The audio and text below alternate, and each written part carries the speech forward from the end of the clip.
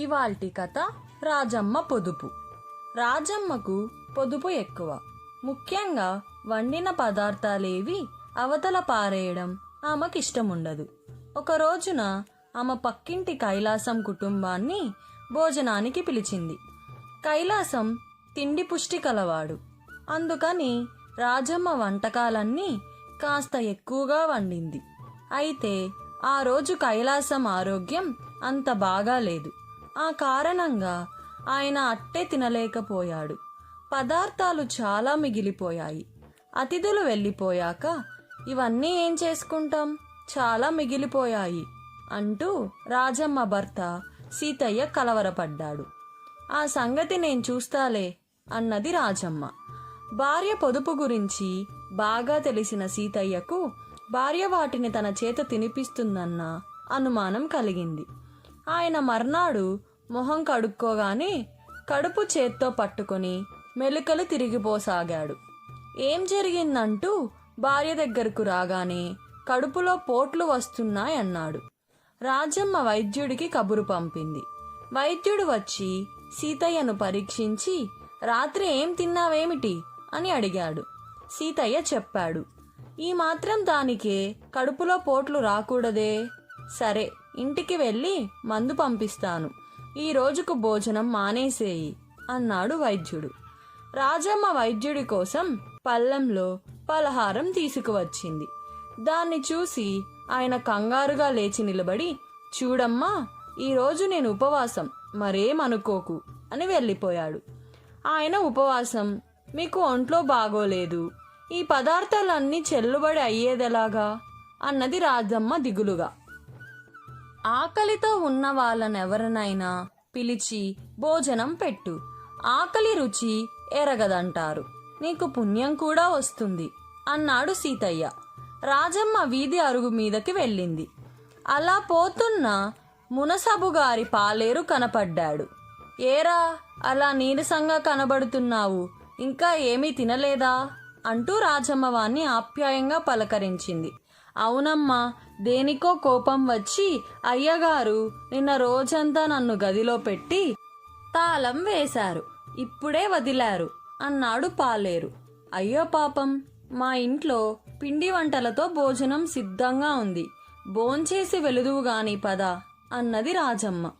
రాజమ్మ మండువాలో విస్తరి వేసి ఒక్కొక్క పదార్థమే వడ్డించసాగేసరికి పాలేరు కంగారుగా లేచి, చూడండి అమ్మగారు, మా ఇంట్లో వాళ్ళంతా నేనేమయ్యాను అని వేయ కళ్ళతో ఎదురు చూస్తుంటారు, మరెప్పుడైనా ఇంత తిండి పెడుదురుగాని అంటూ వీధిలోకి వెళ్ళిపోయాడు. అదేమిటి వాడు అలా వెళ్ళిపోయాడు అన్నది రాజమ్మ సీతయ్యతో. నువ్వు వడ్డించినవన్నీ నిన్నటవని పసిగట్టాడేమో అన్నాడు సీతయ్య. అయితేనేం, ఆకలి రుచి ఎరగదుగా అన్నది రాజమ్మ. ఆకలికి రుచి తెలియకపోవచ్చు, కానీ వాసన తెలుస్తుంది, వాడే ముష్టివాడు కాదు గదా అన్నాడు సీతయ్య.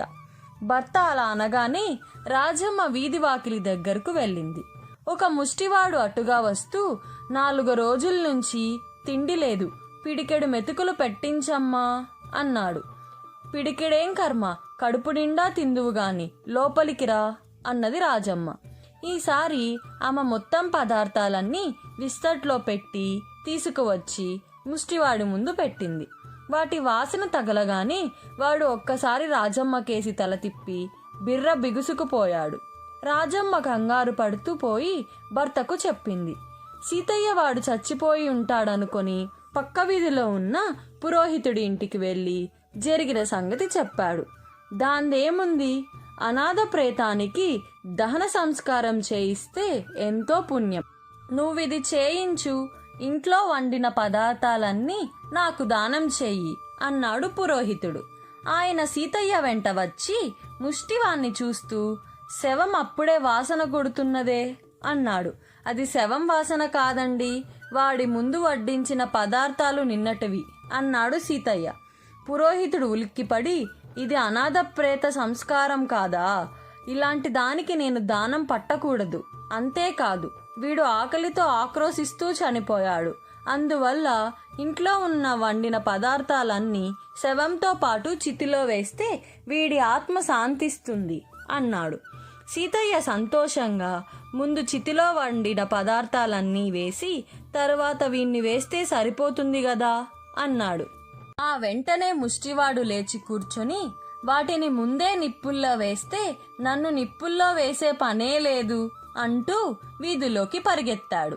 జరిగిందేమిటో అర్థం చేసుకోవడానికి పురోహితుడికి కొద్దిసేపు పట్టింది. ఇంటికి పిలిచి అన్నం పెట్టిన ఇల్లాలిని కాదనలేక ఆమె పెట్టిన భోజనం తినాలేక బిచ్చగాడు చచ్చినట్టు పడుకొని చితిమాట వినగానే లేచి పారిపోయాడు. పురోహితుడు సీతయ్య పెద్దగా నవ్వసాగారు. రాజమ్మ చచ్చేటంత అవమానమైపోయింది. ఆమె కోపంగా, నేనేమన్నా నా కోసమని పొదుపు చేస్తున్నానా?